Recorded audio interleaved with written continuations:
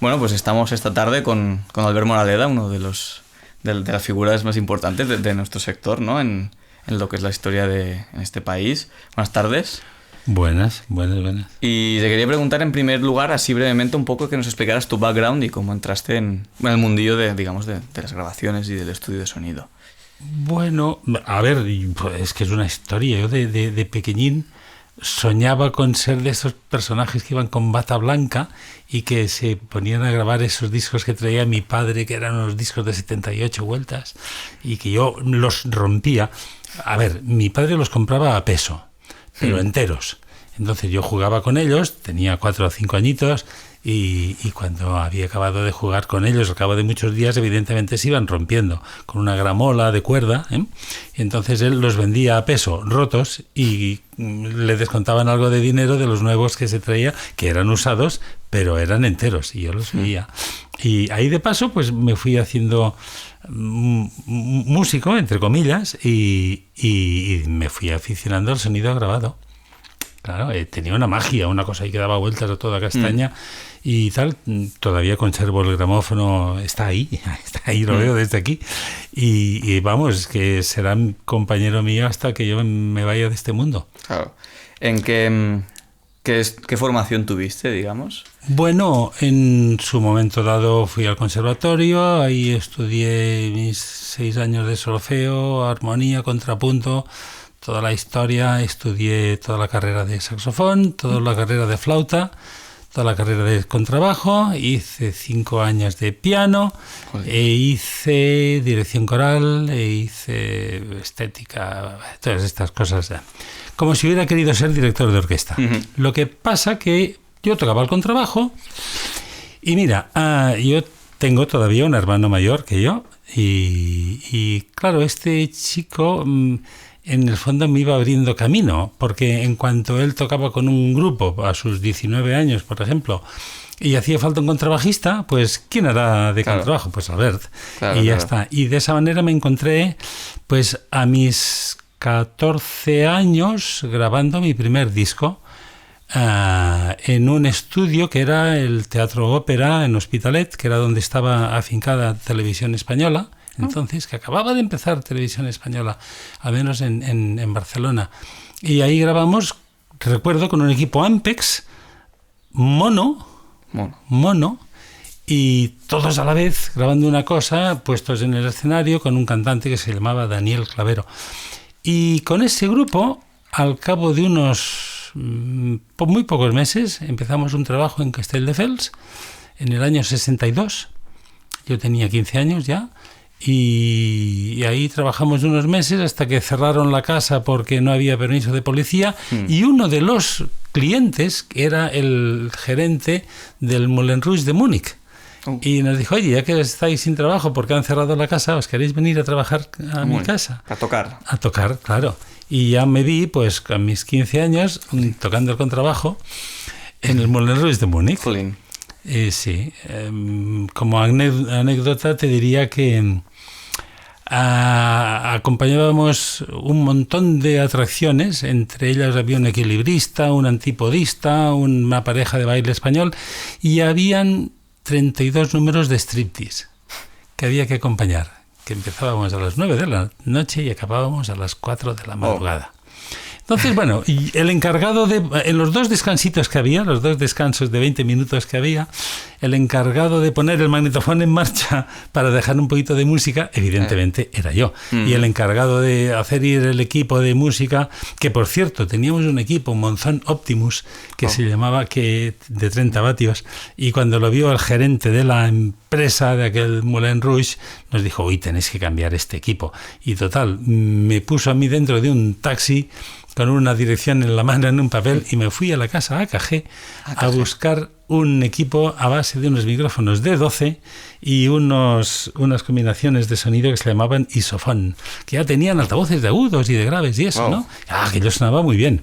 Y claro, todo eso me fue despertando el morbillo de grabar. Y recuerdo que mi primera grabación, ya puestes a explicar, mi primera grabación la hice con un magnetofón Grundig TK20 en Radio Barcelona, en el estudio Toresky, que ya no existe, por descontado, que era un grupo anterior a este, en donde tocaba mi hermano y yo fui con mi microfonito allí a grabarles. No sé dónde puñeta está esa grabación, no lo sé.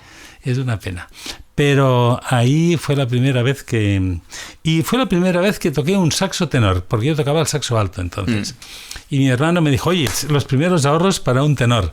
Y no, lo del tenor no sucedió. Més aviat, más pronto me compré un contrabajo. Bueno. Sí, claro. Luego, después de esto, fue viniendo alguna que otra grabación suelta. Y fíjate tú, con el tiempo, bueno, fui haciendo de músico cada vez, ahora con un artista, ahora con otro. Y entré, después de estar yo fui contrabajista de Juan Manuel Serrat durante 2 años, luego fui contrabajista de María del Mar Bonet durante 2 años más, y luego fui contrabajista de Lluís Llach durante 2 años más. Y entre todo eso, pues yo iba alternando ese trabajo con sesiones de grabación. Me hacían ir a diversos estudios, pues a tal hora, tal estudio, con tal instrumento. Pero como músico de sesión. Como músico de sesión, sí, vale. Sí, claro. Y en esas sesiones yo tocaba bien la flauta, bien el contrabajo, llegué a tocar hasta la gaita. ¿Sabes? Porque, poca broma, cuando hice el servicio militar, lo hice como gaitero. Mira. Y claro, aprendí a tocar la gaita, que es como tocar una especie de clarinete, pero apretando con el brazo para que salga el aire. Y ya está. Y bueno, y entonces, claro, yo me iba fijando en cómo se hacía el trabajo este de grabar. Me sorprendía que se pasaran a lo mejor 3/4 de hora el batería dándole golpes, pom, pom, pom, mientras el técnico ecualizaba la batería. Me sorprendía que sonara mejor cuando empezaba y que cuando acababa. O sea, después de estar 3/4 de hora dándole golpes a un tom, resulta que aquel tom sonaba como una alcachofa en lugar de sonar como un tom. Y yo pensaba, ¿pero qué pasa? Y es que, bueno, yo qué sé, cosas que pasan. Y me fui cada vez fijando más, hasta que se me ocurrió un buen día pensar que si... porque además yo había hecho un curso de electrónica por correspondencia, y pensé que si yo me agarraba unas placas de fibra de vidrio de una marca que se llamaban... ya me acordaré. Es igual, Tronquit o Carquit, Tronquit creo que se llamaban. Y una que era un previo de micrófono, y a continuación ponía otra que era un previo de micrófono, y ponía una masa flotante, podía hacer un panorámico, yo qué sé. Bueno, me hice un invento y sonó. Sonó. Y como que sonó, pensé, pues si suena, vamos a hacer 2 inventos. Los enganché con una resistencia y sonaban los 2 inventos. Y pensé, pues si suenan los 2 inventos, pueden sonar 10. Y hice 10. Y sonaban los 10 inventos. Juntos. Y al final eso era una... Total, era un mezclador, en el fondo. Entonces lo que hice fue encargarle a un metalista una caja de metal con agujeros y para poner los botoncitos, y me hice un mezclador de 12 canales de entrada que tenían con un selector, chin, chin, chin, chin. Podías escoger o bien 4 salidas estéreo o bien 8, haciendo de izquierda a derecha, 8 salidas. Y tenía un submezclador resistivo para escuchar los 8 retornos de un 8 pistas hipotético que podría tener. Con lo cual, en su momento, encargué un 8 pistas. Al cabo de no sé cuántos meses me trajeron el 8 pistas 3M, una máquina así de grande. Un 3M. Sí, claro, en Mincom. Y me sorprendió una barbaridad el día que vino el técnico de Madrid y me dijo, bueno, necesito escucha para instalar la máquina esta. Y yo le dije, pensé, bueno, yo tengo un mezclador aquí que me he hecho, a ver qué tal. Y conectamos y sonó. Y todo esto pasaba en un sobreático pequeñín de 30 metros cuadrados, que de esos 30 metros cuadrados yo había reservado un espacio pequeñito con unos tabiques de madera, que ahí me había montado mi chiringuito. Y ahí yo grababa al principio con 2 pistas, con un estéreo. Lo que pasa que luego ya cuando llegó esta máquina de 8 pistas, pues ya cambié y pasé a grabar a 8 pistas. Claro. Maravilla. Claro. Y cuando vi que claro que con aquel mezclador no... Cuidado, todavía hay cosas en YouTube grabadas con aquel mezclador. Wow.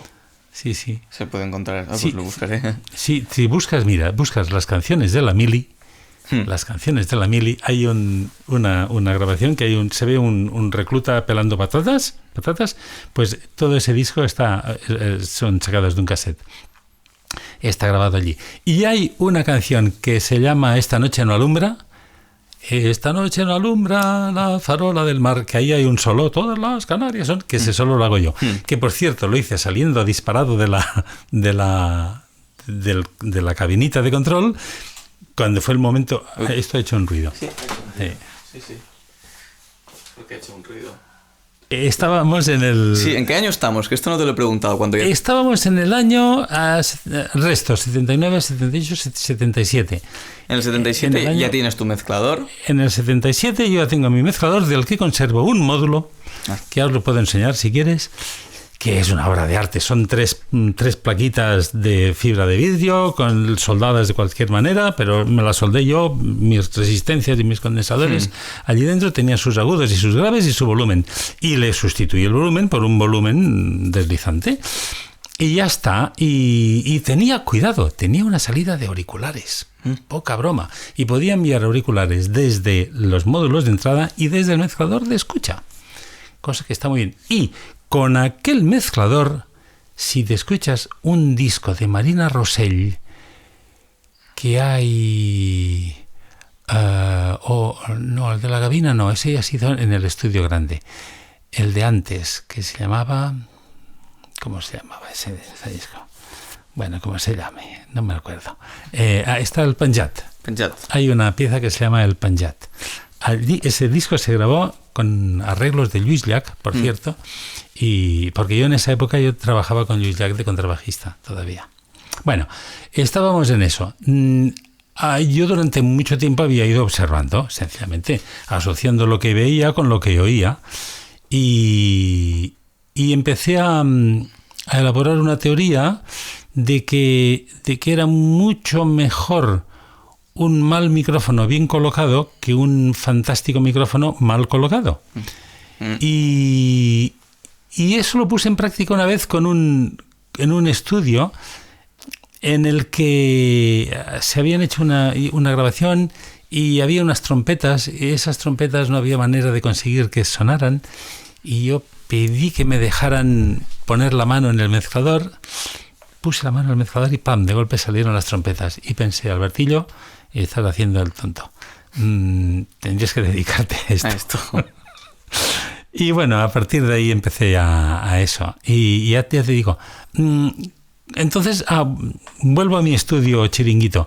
Entonces encargué una API, un mezclador. Bueno, yo no sabía qué mezclador me podía convenir y llamé a 3M, ya que me habían traído un 8 pistas, y encargué un mezclador y me dijeron, nosotros representamos una marca que se llama API.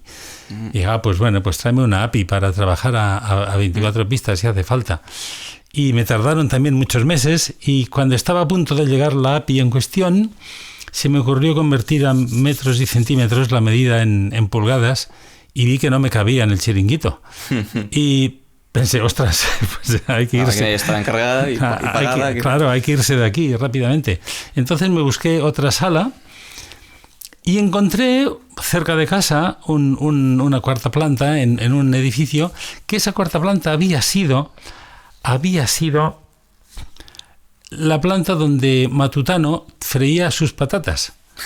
Y se veía además, porque tenía media pared, era más clara porque había tenido baldosas y el aceite no se había colado de media pared para arriba, que había llegado el aceite, era más oscura. Bueno, allí puse un poquito de cortinas y 4 cosas, y allí grabé un disco con Lluís Llach, un disco con Marina Rosell, un disco con Maria del Mar Bonet, un disco con Ramon Muntaner, otro disco con Joan Isaac, una serie de discos con Julio Madrid. Si buscas por ahí una cosa que se llama Tu pelo, de Julio Madrid, está grabado ahí también. La famosa Gavina de Marina Rosell está grabada allí. Bueno, y se hicieron un montón de cosas. Y ahí empecé a hacer producciones de publicidad. Y entonces, claro, esa era una cuarta planta de un edificio de despachos, que cuando nos poníamos a grabar, por ejemplo, una historia de Cataluña, pues se ponían a dar gritos y voces, y claro, y los vecinos se creían que es que nos estábamos peleando, y era un lío. Entonces lo que hice fue buscarme, que quedó libre la planta, el sótano de ese mismo edificio, y me mudé ahí, y ahora mi tercera sala. Ahí estuve 10 años, ahí abajo, en el sótano. ¿Dónde estaba esto? En la calle Casp 172, que todavía hay un estudio ahí. Luego ahí se quedó... ¿Cómo se llama? Joan Sirvent. Joan Sirvent, sí. Sí, se lo quedó él. Ya lo creo, pero yo estuve ahí 10 años, hice obras, monté una cabina grande y yo qué sé. Entonces, ¿el estudio lo fundaste en el 77? El primer estudio debía ser del 77, porque la primera cosa que hice en cuanto llegué a la sala de abajo, después de un año de estar era una cosa para Arbora, que son los que hacían los Dodots, que era una convención que se llamaba Arborísimo 79. Y me acuerdo perfectamente que era el 79 porque el título en cuestión, Arborísimo 79. Y ahí se grabaron un montón de cosas. Se grabó, yo qué sé, la sintonía de TV3, por ejemplo, la grabé ahí, que ahora ya no se usa porque como que TV3, como todas las televisiones, no cierran nunca, pues claro, ya no hace falta una... Verdad. Claro. No sé ni siquiera si lo he oído nunca yo esto, ¿eh? Sí, hace si lo pones por ahí. Claro, pero creo que desde que tengo uso de razón ya no se cierra. Exacto. Aquello del sintonía y cierre. Sí, que antes en televisión española daban unas oraciones y el alma se serena y no sé cuántas cosas. Pero eso era en televisión española. Pero en TV3, que era la que... Bueno, lo que pasa es que yo hacía un montón de producciones de publicidad, muchísimas, y hice algunas muy conocidas, sí. Y eran para todas las televisiones, evidentemente, y para radios. Y curiosamente, en ese estudio... Nunca dirías, grabé el último año del consultorio de Elena Francis. Esto era una no vidente.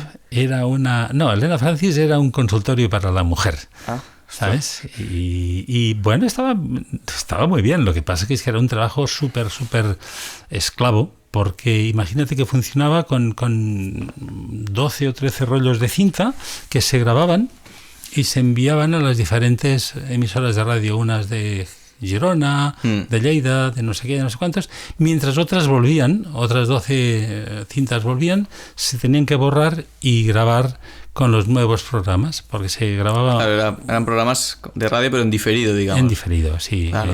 Cada semana se grababan 5 programas, de lunes a viernes. ¿Crees que era más rentable a nivel económico hacer publicidad o otras cosas que no fuera a grabar música? En aquella época sí. Y ahora también, por cierto.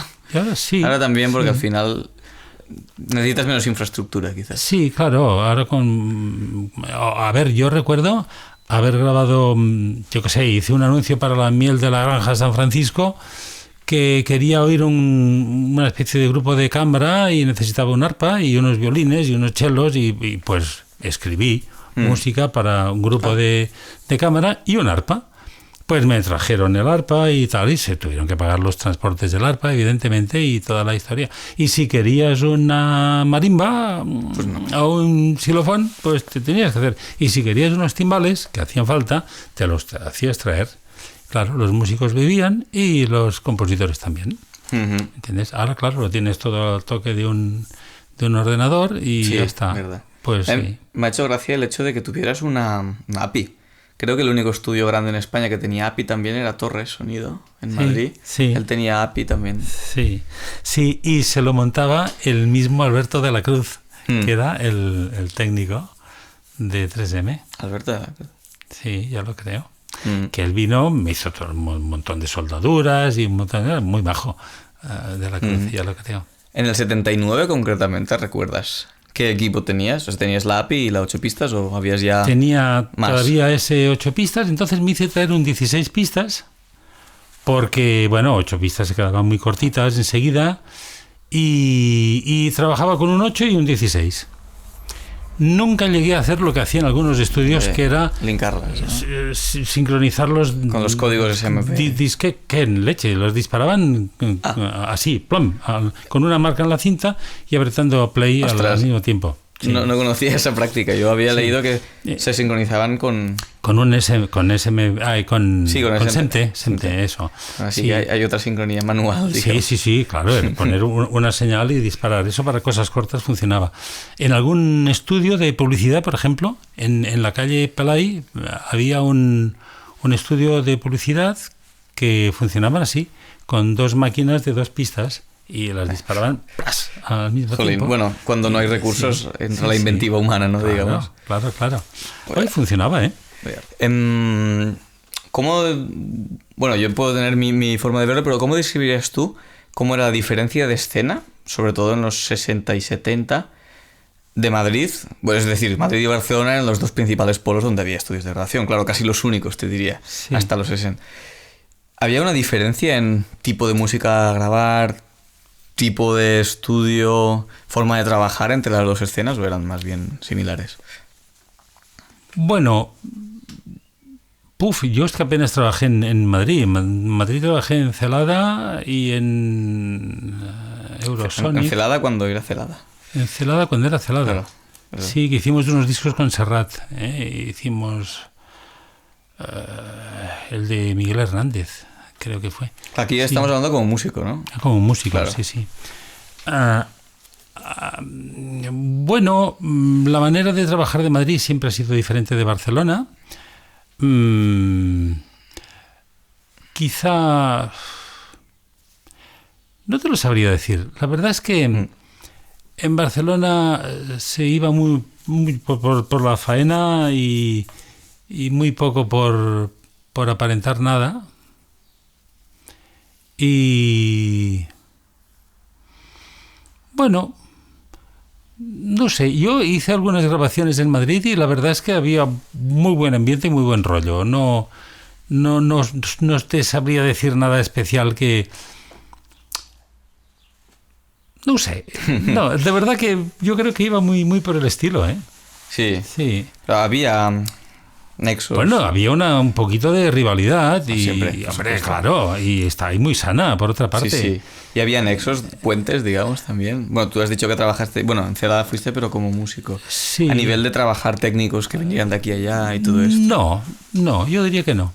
Estaba la escena de aquí. Yo diría que no. Pero es que yo, por otra parte, siempre he sido tan independiente. O sea, yo me he hecho... A ver, yo fíjate tú que se me tiene por técnico. Yo no soy técnico, yo soy músico. Pero lo que pasa es que trabajo con micrófonos. Mira, qué bols, ¿sabes? Pero yo soy músico. Y yo a duras penas sé que un decibelio es más que menos un decibelio. No mucho más. Bueno, y sé lo que es una línea balanceada. Sí, no, pero sabías de electrónica. Sí, te construiste el mezclador. Sí, pero muy poco. Muy poco. Bueno, creo que esto es algo común. Es decir, hasta los años 90, ¿no? No creo que en España no había ningún tipo de formación y los técnicos eran o músicos o ingenieros electrónicos, ¿no? O de telecomunicaciones. Sí, claro. Entonces, bueno. Claro, es que yo conozco algún técnico que me ha comentado que, bueno, recuerdo cuando en su época me decía, oye, fulanito de tal, el ingeniero técnico de tal estudio, me ha dejado ponerme en la mesa. ¿Sabes? Me ha dejado ponerme en la mesa porque hasta ese momento pues le dejaban desenrollar cables y conectar touchels, yo qué sé. Pero sí. A ver, muchas veces yo tenía muchas dudas de cuando trabajaba de músico, si de la manera de hacer era la correcta. Recuerdo en algún estudio, por ejemplo, haber ido a chivarle al oído al técnico que el micrófono tal de las trompetas, por ejemplo, que era un micrófono que escuchaba como ¿ves? Que escucha lateralmente, y estaba puesto así, de punta, apuntando a las trompetas, cuando tenía que estar así. En lugar de estar así, lo habían puesto así. En un punto ciego del micrófono. Sí, claro. Y decírselo al oído para que no lo oyera el cliente que estaba allí al lado, ¿no? Y los técnicos a lo mejor no lo oían eso, no notaban la diferencia. O sea, igual si no vienes del mundo de la música, quizás, igual no... Claro. Y eres más... Bueno, no lo sé. No lo sé, es que no lo sé. Pero observo que la técnica hoy día está muy al alcance de quien la quiera utilizar. Lo que hace falta es, sobre todo, buen gusto, más que conocimientos técnicos, porque técnicamente ya se hace todo solo, ya te lo hacen. Es verdad, es verdad. Y fíjate, cuando trabajábamos con cinta magnética, tenías que cuidar mucho el nivel, porque leíamos con búmetros. El búmetro es un mal bicho que te engaña, pero como un tonto. Entonces, según qué sonido grababas, tenías que aprender a leer un búmetro, porque si no se te iba la distorsión al quinto cielo. En cambio, ahora se trabaja siempre con picómetros, ¿no? y se trabaja con tanta definición que puedes olvidarte del nivel. Dices, bajo el nivel y siempre queda bien. Entonces, si bajabas el nivel, tenías ruido de fondo. Claro. Si lo subías, tenías distorsión. Si trabajabas con Dolby y tenías el peligro de que quien desdolbizara no desdolbizaba igual que habías dolbizado. Y podías hacer el refrán, ¿sabes? El desdolbizador lo desdolbice, buen desdolbiza. Yo recuerdo haber entregado discos con Dolby y hay masters en cinta con Dolby, SR, y haber oído el disco hecho sin Dolby. Y claro que el disco sonaba infame, pero impresentable, y decirle, niña, al guitarrista en cuestión, oye, que este disco está para tirar. ¿Cuántos te han hecho? Me han hecho 2000. Pues son 2000 discos para tirar. Porque el que había hecho aquello, y yo les había puesto bien claro, frecuencias de referencia, toda la historia, el Dolby, el tono Dolby. Pues nada. Vaya. Claro. Ahora es muy fácil. Ahora, bueno, igual no es fácil, pero... No, sí, realmente es mucho más fácil que en aquella época. Claro. Sí. Además, espérate, que para poder trabajar tenías que comprarte, pues yo qué sé, una cinta multipista te valía 60.000 pesetas y te duraba media hora. Y claro, para hacer un disco con media hora no había suficiente, pues necesitabas 2 cintas de 2 pulgadas. Claro. 60.000 pesetas. Y luego tenías que hacer los másters y tenías que hacer las copias. Las copias se hacían a velocidad real. Tenías que esperarte allí. Chin, chin, chin. Yo recuerdo haber estado una noche sin dormir haciendo el espectáculo del Teatro Arnau. Y por la tarde tener un taxi esperando delante del estudio que se hiciera la copia de trabajo de la primera parte del espectáculo, porque llegábamos sin tiempo y a medio esperar que se copiara. Pensé, no llegamos porque no llegamos, están los abuelos ya sentados en el teatro esperando la cinta, pues ¿qué hago? Entregué el original, claro, y con una nota que decía, oye, devolverme porque he de hacer una copia de seguridad, al menos. Claro. Y entonces se fue el taxi y me quedé yo copiando la segunda parte del espectáculo. ¿Sabes? Y había que esperar porque sí, una cosa grabada a 15 pulgadas, pues la podías pasar a 30 y copiarla a 30. Y copiabas en la mitad del tiempo. Pero recortabas agudos, no sonaba igual. Claro. Porque se te subían las frecuencias fuera de lo que podía dar de sí. Luego lo tenías que reproducir. Claro. A la mitad. Que eso se hacía con los programas de radio. Un programa de radio que se entregaba a 7,5, pues los copiabas a 15. Para ir más rápidos. Para ir más rápidos, sencillamente. Y quedaba un poquito cortadito de agudos, entonces lo que hacías es que al grabar ya forzabas un poquito los agudos para compensar eso que sabías que se perdería después. Hasta eso, como cuando haces el preénfasis, ¿no? En el vinilo para luego... Claro. Jolín. Claro. Pero estas son cosas que yo desconocía. Claro. Tan temas. Sí. Y, ostras, te iba a preguntar algo y me olvidé completamente. Ah, sí, es verdad. Claro, cuando montaste el estudio en el 77, 78 más o menos, no eran baratos los equipos. No. Para nada, ¿no? ¿Qué va? Y espérate que me compré de golpe el mezclador, un equipo de escucha, unos altavoces GB Lansing 4343 muy grandes, y un amplificador GB Lansing, y el 16 pistas y el 8 pistas, y 2 Revox A700. Y entonces apareció la pianista Leonora Milá, con quien yo estaba montando un espectáculo que tocábamos las noches en los jardines de España, que yo tocaba el contrabajo, y fue a buscar ella un piano, a Pianos Jorquera, perdón, fue a buscar un piano que le habían traído de Alemania, un Steinway, que ya había encargado, y era un 3/4 de cola.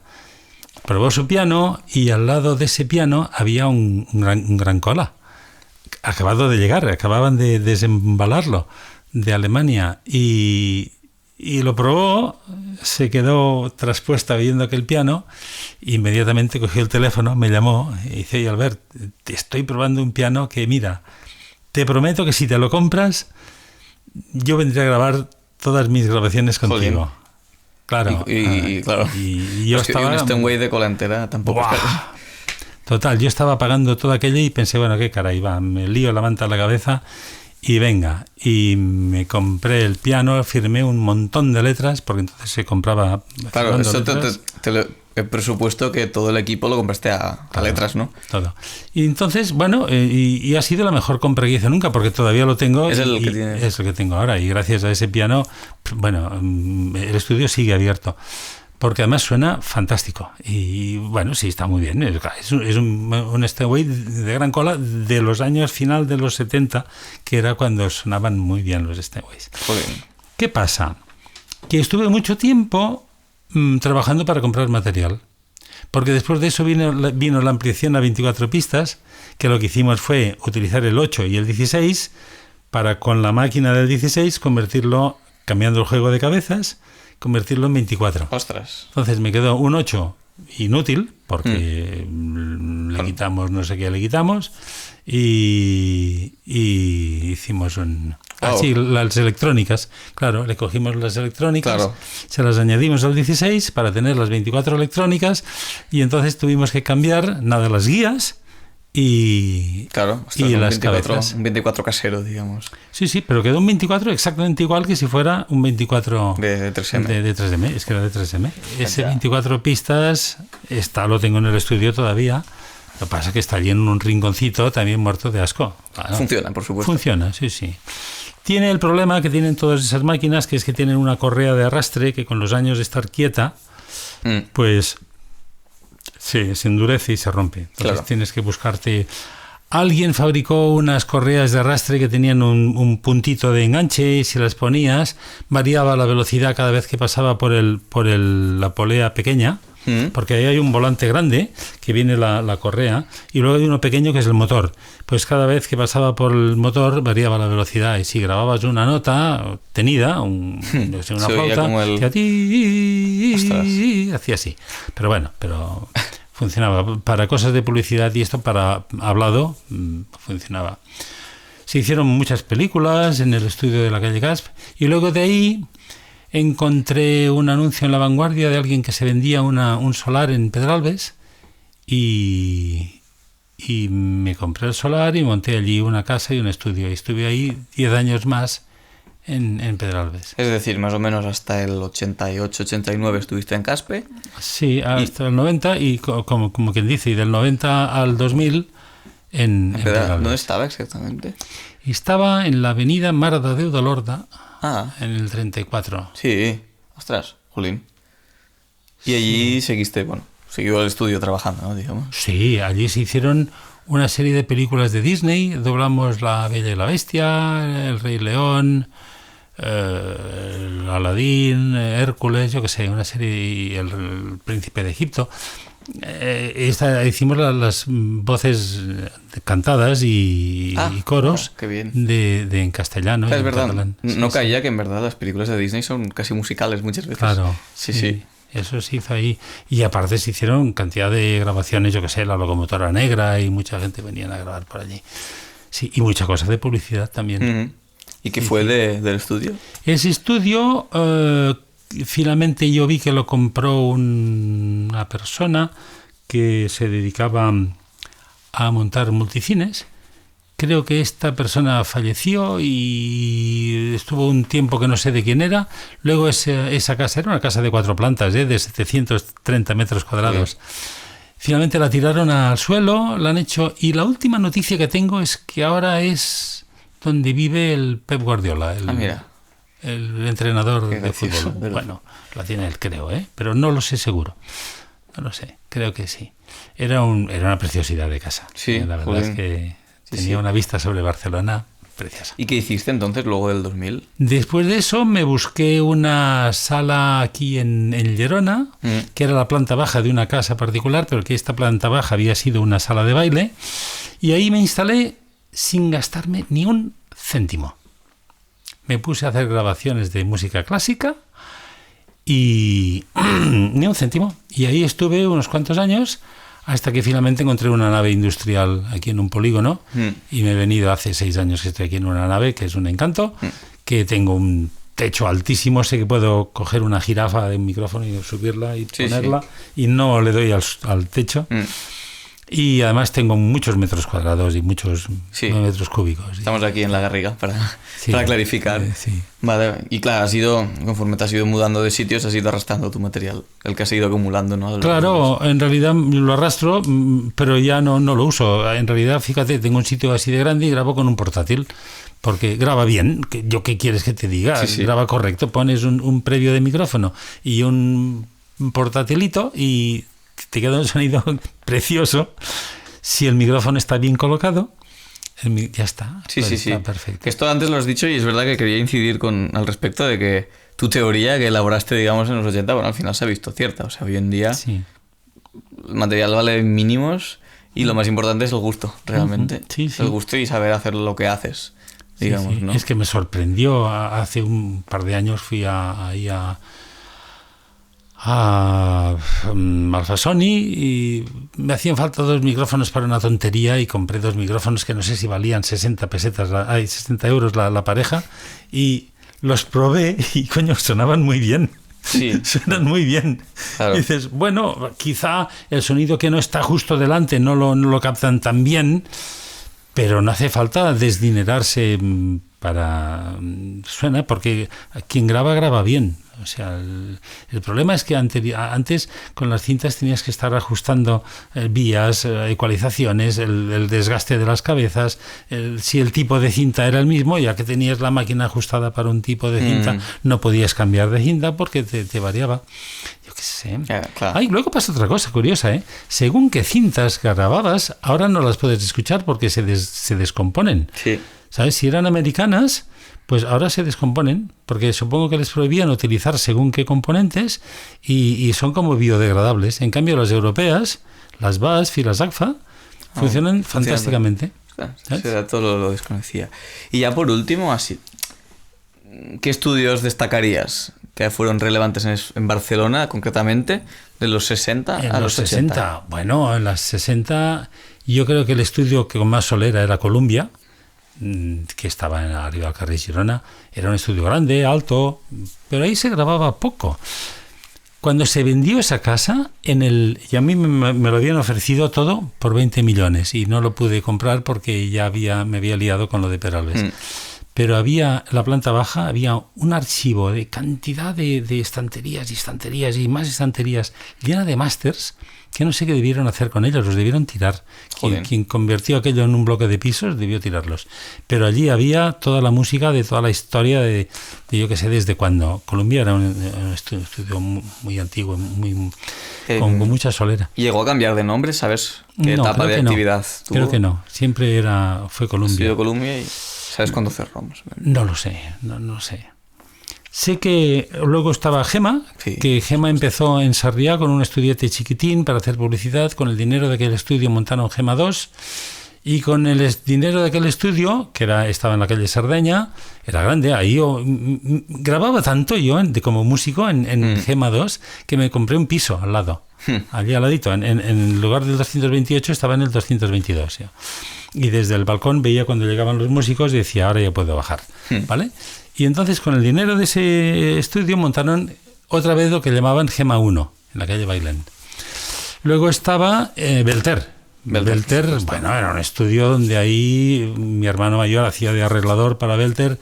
Estaba también Ramón Rudó, que hacía de arreglador. Estaba Joan... ¿Cómo se llamaba? Joan Sirven, ¿no? Barcons, arreglador, hablo de músicos. Y de... no recuerdo los nombres de los técnicos, pero te los diría, dentro de un rato me acordaré. Tengo alguno. Llobell era uno de ellos, muy buen técnico, por cierto. Y luego estaba Emi, que Emi empezó primero en la Plaza Sant Llei, ahí hacían discos de 78 revoluciones. Luego se mudaron a la calle Urgell. En la calle Urgell también seguía estando fábrica. Hacían discos, fabricaban discos de vinilo. Es decir, el mismo local, digamos, se grababa y se fabricaba. Sí, bueno, no era el mismo. Sí, Claro, era o sea, el mismo edificio. Exacto. Sí. Tenía la zona de. Ah, y por cierto, Gema, una cosa que se me olvidaba. Gema, además, con el dinerito de esos estudios, montaron una fábrica de cassettes en Ripollet y una fábrica de discos en Barberà del Vallès. Oh. Y luego toda esa maquinaria se cambió por fabricación de compactos. Hasta que el compacto ha ido a menos y ya no sé, y se cerró. Y hace poco, relativamente poco que se cerró. Y luego ya te digo, estaba EMI, que después de pasar de la Plaza de Sant Llei a la calle Urgell, pasó a Parroco Ubach, a Rector Ubach. Y allí también, bueno, ahí se grabaron cantidad de cosas. Ahí también, el dúo dinámico. Muy bien, ahí, hombre, el dúo dinámico. Y quien grababa ahí también era Fred Domènech, el músico, y también hacía arreglos Ramón Narcusa, uno de los dos del dúo dinámico. No sabía que era arreglista aparte. Sí, sí. ¿Y en los 70? En los 70 se mantuvieron todos. Se mantuvieron todos ellos. Gema funcionaba. Emi ya no era Emi, creo que ya se quedó Jovel, no sé quién que quedó allí. Sorribas, me parece. John Sorribas, puede ser. Sorribas, sí. John Sorribas creo que también estuvo por... Sí. Sí.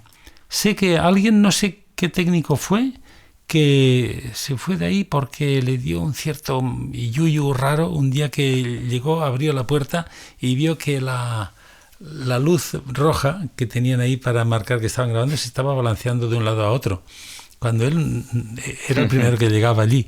Yo creo que es que debía haber habido algún movimiento sísmico. Sí. Y aquello, porque es muy raro que una lámpara se balancee sola. Y a partir de ahí se fue, creo, no sé. Luego estaba otro estudio importantísimo que era que estaba en la alianza del Poblenou, que se llamaban... ¿Cómo se llamaba este estudio? Estaban en un teatro, ocupaban una sala contigua a este teatro, y en el Teatro de la Alianza grababan. Ahí grabé yo con Tete Montoliu, tocando el contrabajo. Sí.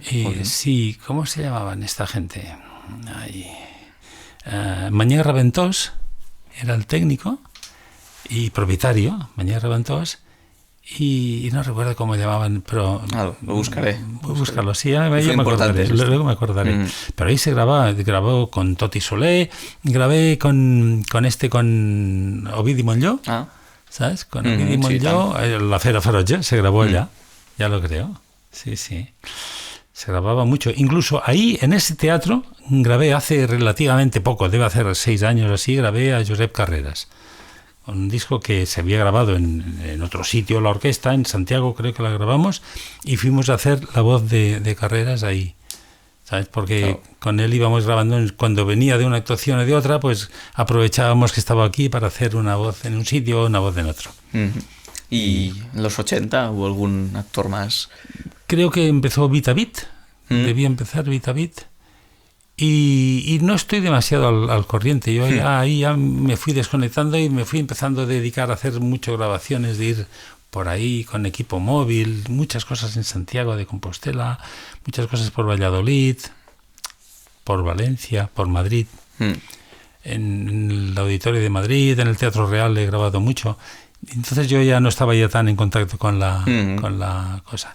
Y en Málaga y en Córdoba, yo qué sé, y en Bilbao y en San Sebastián, mucho en Santiago. Joder. Cargar el coche de material. Ahí, espérate, yo he hecho grabaciones, lo que no ha hecho nadie. Y he hecho grabaciones en Pekín. ¿En Pekín? 2 veces. Ostras. Me fui a Pekín. Y he grabado en San Petersburgo. Y he grabado en Alaska, en un sitio que se llama Fairbanks. Y en Berlín y en Londres. Joder. Sí. Muy bien. Pues creo que hasta aquí es el momento de llegar. Porque venga, pues sí, porque me de ir. Sí, así que... Pues muchas gracias por todo. Pues nada, un placer. Igualmente. Venga.